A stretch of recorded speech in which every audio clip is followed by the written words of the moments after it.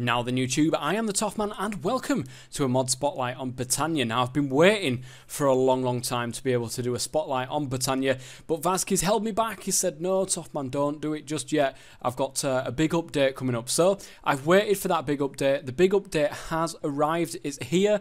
It's now, and now I can start going through Botania with you guys. Now Botania is like a magical flower mod, and that's the basic. That's a basic way of describing it. It's much more involved than that, of which I'm going to get into during the course of this mod spotlight. Firstly, we're going to start off with world generation. Now, as you can see right in front of me, there's a whole lot of flowers here that are all, and a chicken who's just decided to come into the spotlight now then. All these flowers that are twinkling away. Now, these will generate. These will actually generate out in the world, as you can see, probably all around you. The world is a much more colourful place with Botania installed. Now, there's 16 of them. All of the different types of the colours that are available in Minecraft. You've obviously got white, orange, I'm not quite sure. It's magenta, that's what it is, not purple. And so on and so forth as you go around the list here. And you know, it's a good way. You know, at the start of your world, it's a good place to go around and start collecting some of these flowers that you're seeing lying around the place, because these will become very useful later on. Now, the first thing that you will want to do is to craft yourself a Lexica Botania. Now, this holds all of the information that you will ever need with Botania. So, basically, it's a really simple recipe, guys. Get yourself a sapling. It doesn't matter what type of sapling it is, and a book. Any kind of sapling and a book in a crafting table. Let's go and grab a crafting table. And it's a shapeless recipe as well, and that will get you the Lexica Botania. So shapeless means you can put it absolutely anywhere in the crafting grid, and it will give you the Lexica Botania. So now you've got that. Where do you go from there? Now, it's also worth noting that in Botania, guys, Vazkii's gone for a certain feel within this pack. And I can tell you now that there's no GUIs for control or the visualization of pretty much anything. There is no numbers. Everything you can see is right in front of you. Absolutely no numbers, just, you know, bars and statuses and so on and so forth. And I like this. I love the way that this mod looks. There's no pipes. There's no wires. That's been overdone. You know, everybody's doing pipes. Everybody's doing wires. This is entirely different, and it uses only 2 particle effects to very great effect, I've got to say.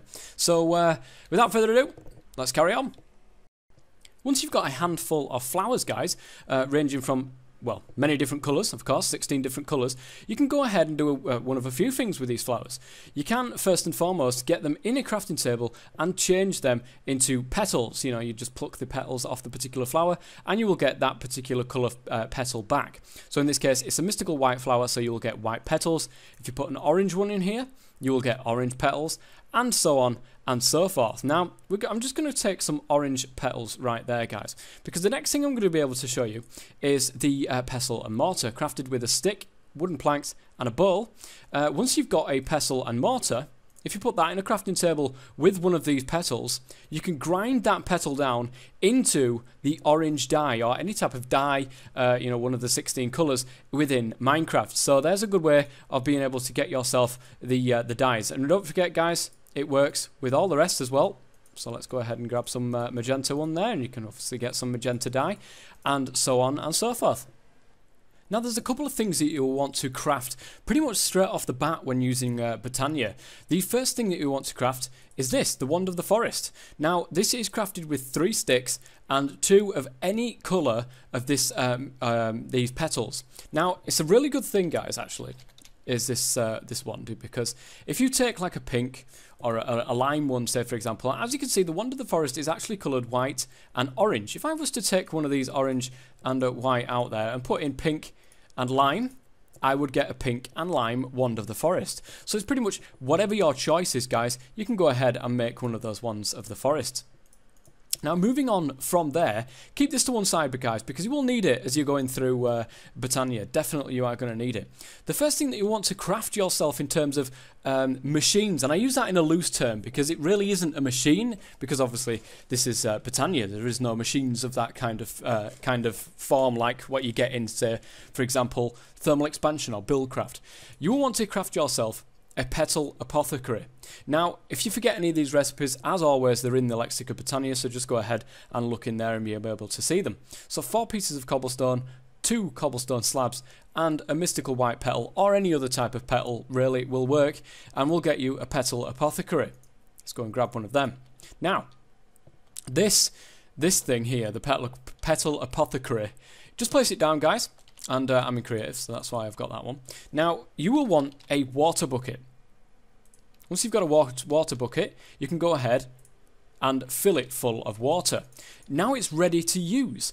And there's many different things that you can make in here with new plant species, that wise. So you can see all of these. There are all 16 types of plant around here. Now, there is a way of making more plants, and it's using this, guys.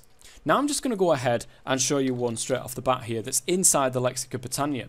I'm going to go ahead and grab 4 mystical petals here and just simply chuck them in. Now, as you can see, they've got this lovely little animation inside there of them just waving around and minding their own business. Now, if we get some seeds and chuck them in there as well, ta-da! We've just been given a pure daisy, and this is one of the flowers that you can make within Botania. There are more, so just keep your eyes on that, guys. There are more, and again you can see it used the water that was inside there, so you will need to replenish that as well. But there we are, the pure daisy. Now that's the basics of how to use Botania and how to use the petal apothecary there.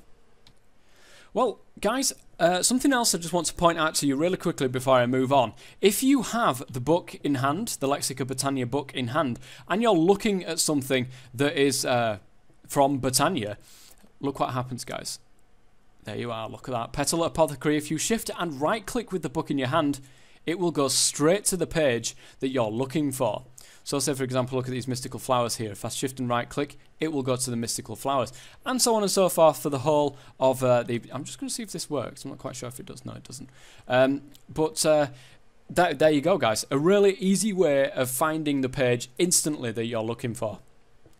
Next on the list, guys, is what do you do with this pure daisy? Now, the reason why I'm showing you this is because you will need some of these items, some of these blocks, in later recipes. So basically what this can do is transform some blocks that are around it. In this case it's going to be wood and stone. Basically make a circle like you would be crafting a chest, say for example in a crafting table. Get your pure daisy and plant it right in the middle there. Now you should see particles that are surrounding the wood there. Now it also, like I said, it works with stone as well. Pop that in there. And after a minute or so, guys, what you will get is up here. Living rock and living wood. That's how you craft living rock and living wood, guys. It takes a minute to, to transform these blocks here. But once it does, you can go ahead and mine that up. And you will need these kind of blocks later on as we're going forward. It's also worth noting, guys, that both the living rock and the living wood can also be used as decorative blocks. You can see here if you put it in a crafting table, you will get living rock bricks. Please also be aware that it will work with if you've got multi-blocks instead. Multi-blocks? Microblocks, that's the one. Multi-blocks, I don't know what I'm going on about there. If you've got microblocks installed, they will also work as microblocks as well. So you can see here you can get 4 living rock bricks by putting 4 living rock in a crafting table. You can also put a living rock brick with a bit of seeds, and you will get mossy living rock brick. All of these decorational.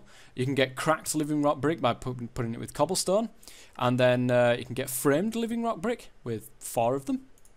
And also, living wood, you can make into living wood planks, mossy living wood planks. You can make it into framed living wood, and last but not least, pattern framed living wood. There you go, guys.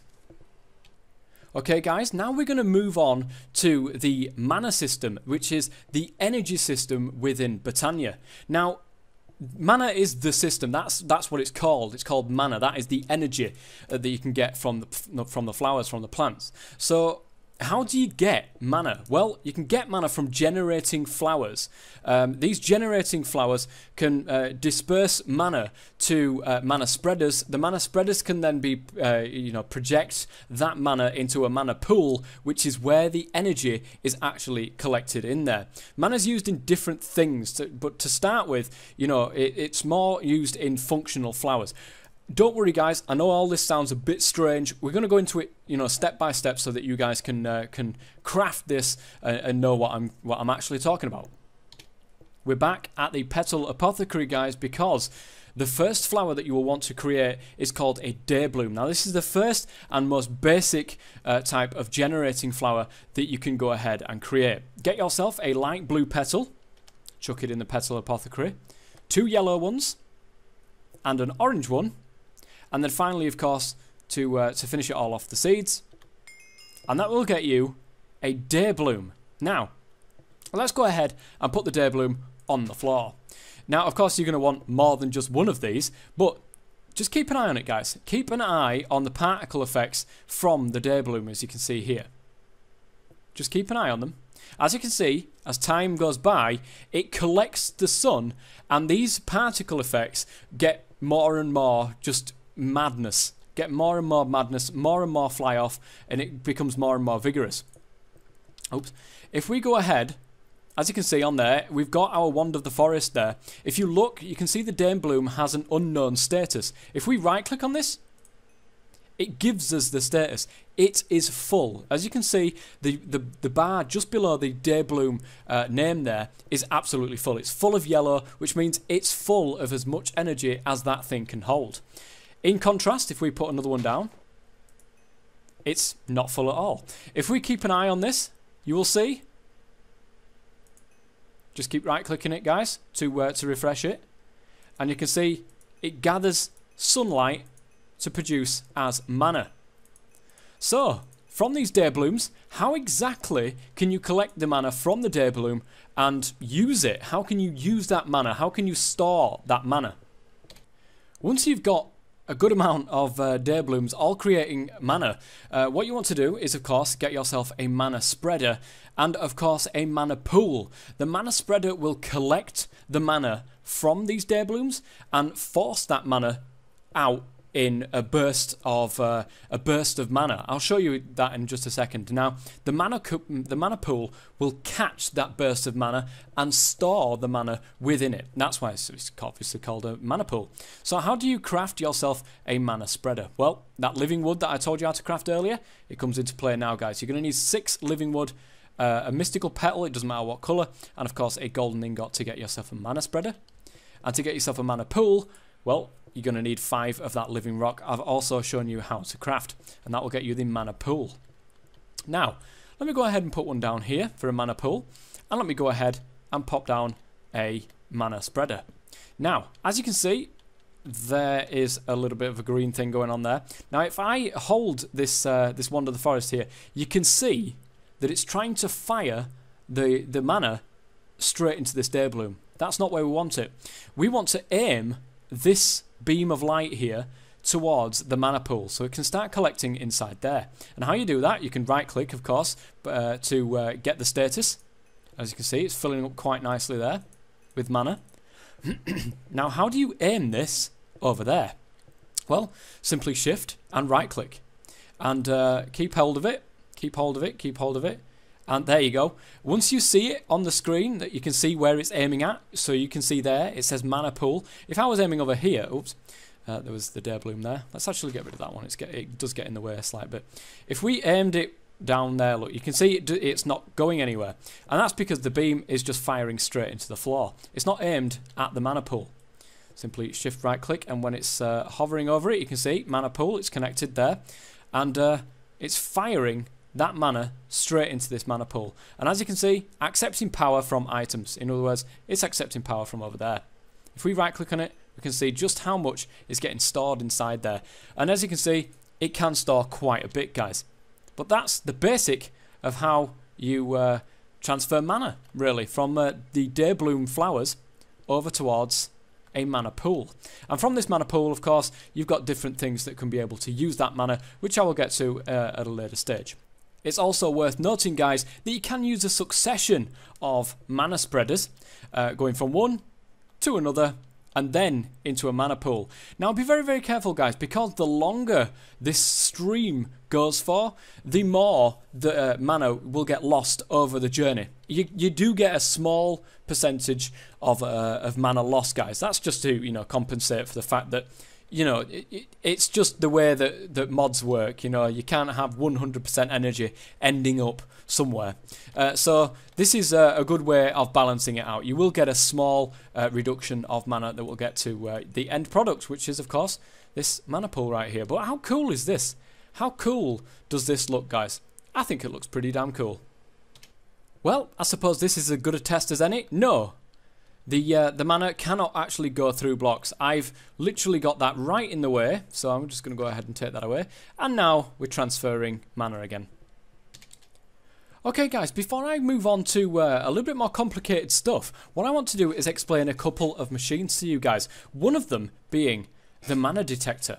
Now, the mana detector, guys, you can go ahead and let me go and get it up. There we go. No, that's the distributor.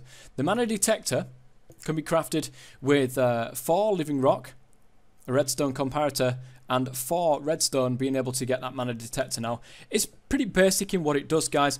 If it detects a mana burst going through it, it will go ahead and give out a redstone signal. If we keep a watch there, look, and there we go. If we look up here, you'll be able to see it a bit more clearly. There's the mana burst, and there is the redstone signal as it passes through this mana detector. So that is the mana detector, guys. And it's a good point as well to bring in the mana distributor.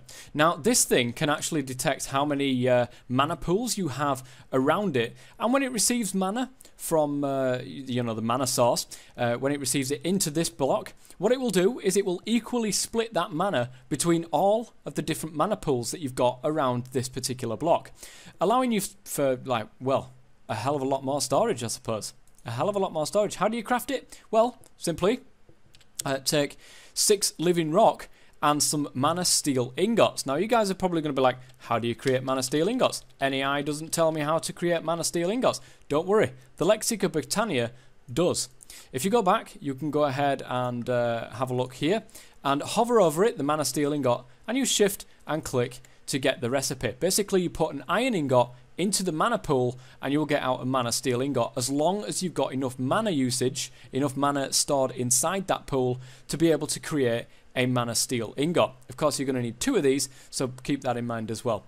And there is other mana pool recipes that you can use. One of them is an ender pearl. You can put an ender pearl in there and you'll get a I can't remember what you call it, a mana pearl back, I think it is. And you can also put a diamond in there and you can get a diamond back. Also, guys, if anything requires any kind of mana petals, it's exactly the same. You get a petal of that particular colour, put it into the mana pool, and you will get out a mana petal of that colour as well. Okay, guys, now I want to get into some more generating flora. It's all well and good using Daybloom, but there are some others out there that can provide a different type of power other than the sunlight. So, for example, Enderflame, Hydroangias, I think that says, Nightshade, Rosa Arcana, and Thermalily. Now, the Nightshade, well, let's look at Rosa Arcana, actually. This is a good one. Experience points are a form of magic of sorts. The Rosa Arcana can tap into it and absorb the experience of players on the ground around it, turning it into mana. Okay, let's go on to the next page. Now, you will see things floating around here, and you will see one thing in particular that is really new to you. You've never used this kind of thing in the Petal Apothecary. Well, you've got these mana petals, which I've just told you guys. You get a purple petal, and you put it inside the mana pool, and you will get a purple mana petal back for the troubles. But what about these? The Rune of Mana. Well, that's what we're going to get into now, how to craft these particular runes. Well, let's go and have a look at... Let's go and have a look into how to actually craft the Runic Altar first and foremost. And there we go, guys. I've managed to find it. The Rune of Mana, which is what you're going to need to be able to craft the thing I've just shown you. You're going to need a Mana Pearl and 5 Mana Steel Ingots, and you need to use this Runic Altar, which is exactly what I'm going to show you how to craft in just a second. So you've got this Runic Altar here. Now you're going to need 5 Living Rock around either a Mana Pearl or a Mana Diamond to be able to get yourself a Runic Altar. Well guys, we're going to go into how to set up your Runic Altar. Really, it's very, very simple, guys. Simply craft it, first and foremost. You're going to have a Mana Pearl or a Mana Diamond, remember. You're going to have to dip it into the Mana Pool and take it back out to have one of those. Once you've got one of them, I've got it all set up here. Just pop it on top of a block. As you can see right here, I've got it on top of here. And lovely, lovely little particle effects. I always love Vazkii's particle effects. Now, you need to go ahead and get another mana spreader. Hook it up to your mana pool here, and make sure that the mana spreader is pointing directly at the Runic Altar. So as you can see here, we've got all sorts of stuff going on. And when you're looking at it from here, Jesus, it's just all sorts of stuff's going on. Let's get rid of that rain. And basically have it pointing straight into here. Now we're going to go ahead, look into our Lexica Botania here, and we're going to go ahead and craft ourselves this Rune of Mana for one of those flowers that I showed you guys about. Well, we're going to need 5 Mana Steel and of course a Mana Pearl, so just keep that in mind as well, guys. And of course a Mana Pearl. Now simply come up to the Runic Altar. 1, 2, 3, 4, 5. Place them straight on directly on the block, and you can see they're all nicely bobbling along the way and floating around there. We're also going to use a Mana Pearl. Put a Mana Pearl in there. When you are ready, and you can see that it's there, just give that a right click so that it knows that there's a recipe in there, and give it a little while, guys. And when it's finished, when it's done, when this has collected enough mana to be able to go ahead and create this rune, what you will see is sparks come from this Runic Altar. So I'll wait for those, guys, and I'll show you. And as if you couldn't get any more obvious than this, look at this. Again, brilliant, brilliant effects. And what you need now, guys, is living rock. You get 1 piece of living rock. You simply chuck it on top of the Runic Altar there, and take your Wand of the Forest and right-click it again. And ta-da! You've created your first rune, which is fantastic. Now, also, guys, just remember that you can go ahead and craft many other runes.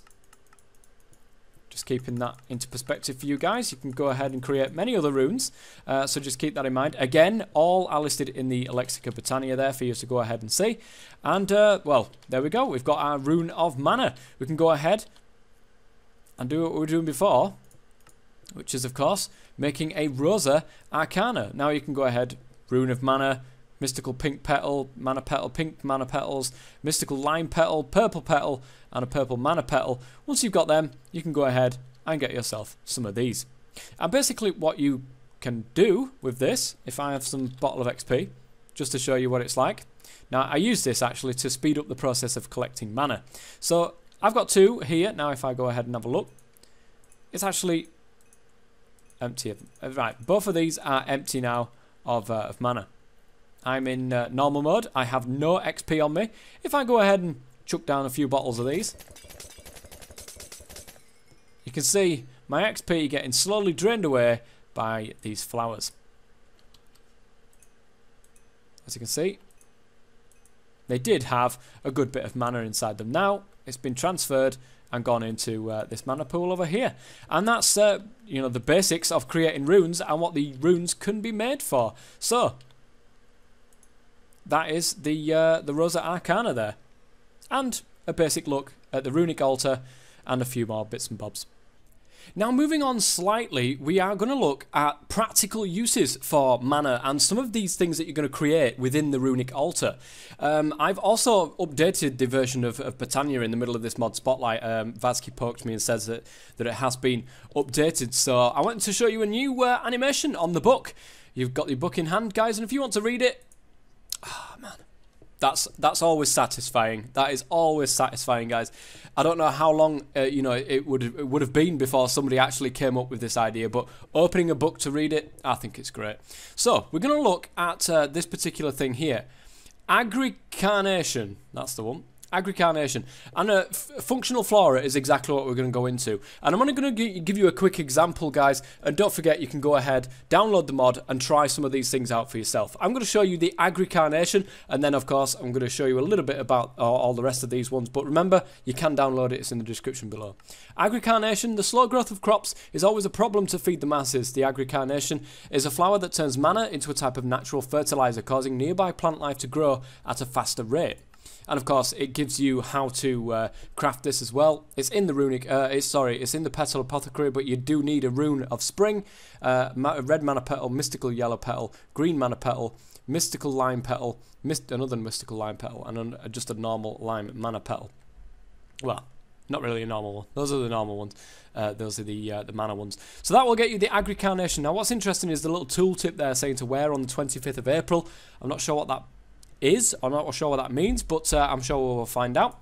So that's the Agricarnation. That's exactly what it does, guys. It will go ahead and speed up the growth of nearby crops that are fed, of course. This is fed. As you can see, if I right click on the Agricarnation there, it will show you that this is actually outlined, meaning that it's pulling mana from this place here. So the Agricarnation's got a tiny little bit of mana in there that it's going to go ahead and you know, supply all of these crops with. So that's the Agricarnation, guys. There are other ones, of course, like I said. You got the Bellthorn, Exaflame, Fallen Canard, High Side Dream, Hopper Hawk, Jaded Amaranthus, Orchid, and Tiger's Eye. Let's have a look at that Orchid one. While going out mining is all good, a renewable means of getting ore is due. The Orchid will use a massive amount of mana to generate ores in nearby stone blocks. The ores it generates are random, but seems to be biased towards more common ores rather than the rarer ones. And of course, that's how you craft it. There's a couple of runes in there as well, and that will get you the Orchid. So Elizabeth would definitely like this flower. I agree totally on that point there, Vazkii. I think that's fantastic. So that's functional flora. That's only one example. There are others, and this is another example as well, guys. But definitely give this a download, guys, and give these a look. Now let me give you an example of natural apparatus. So enchanting with mana, we will get to that in a second, guys, because that's slightly more complicated than what I can do really in this video. I may do a second part. I possibly will put this on the end. I'm not really sure, guys. This video is getting quite long right now. So I want to show you the Force Relay. Now the Force Relay, it says here that it's infusing pistons with mana results in some interesting adverse effects. It tears the fabric of space, relaying any piston force applied to it to the block it's bound to. Now it's pretty simple, guys. I've got one down here, and you basically create it by shoving a piston in your mana pool with a decent amount of mana. So I've got quite a lot of mana in there. You just really go ahead and just shove that in, and there you go. You get a force relay back. Now I've set one up over here, and I've bound this. I literally put it down. You right click on the block.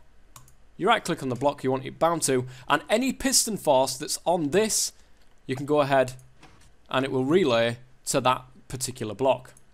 Now unfortunately, it doesn't seem to work with sticky pistons, or at least in my experience it doesn't. But it will certainly do the job of relaying the piston motion to this particular block. So that's just a quick example of what the Force Relay can do, guys. So moving on. The next thing I want to get to is the Mana Pylon, but I want to cover that in the same section as the Enchanting with Mana, because you know, it's used for that. And I'll show you that in a second. The Spreader Turntable, to be honest, I'm not particularly sure what this thing will do, so I'm going to leave that for you guys to go ahead and find out for yourselves. So guys, we're going to move on to enchanting and mana lenses, and to be honest, guys, I think we will do that in a second video, because that's going to run on for a good while, me showing you and explaining some of the different mana lenses that are in here. That's going to take a long while. So call this part 1 of the Botania Spotlight, guys. Until next time, I've been the Top Man. Thanks very much for watching, and as always, stay safe.